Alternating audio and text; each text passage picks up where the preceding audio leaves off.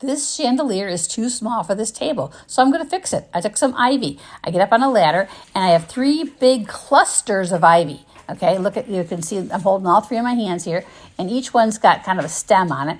And so I'm going to take all 3 stems of ivy, and I'm going to shove them into the center of the frame of the chandelier. You want to get all 3 of them in there kind of evenly distributed between the arms of the chandelier.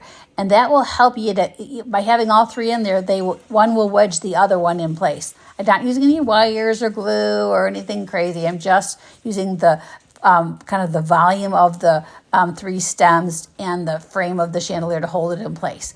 Okay, so we're getting it all in there, and eventually it's going to be nicely, tightly in there and kind of smush looking like it looks, as we're kind of working our way in there. And don't worry, we can hide some any parts of the stem that are peeking out in a little bit, because I don't like to look at that.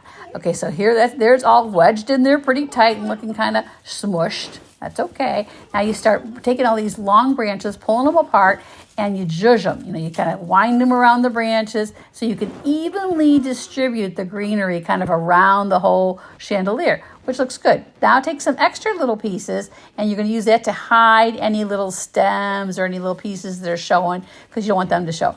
And then, see how I'm still wedging and zhuzhing, trying to get the whole chandelier to be nice and wide, as well as lengthy and symmetrical.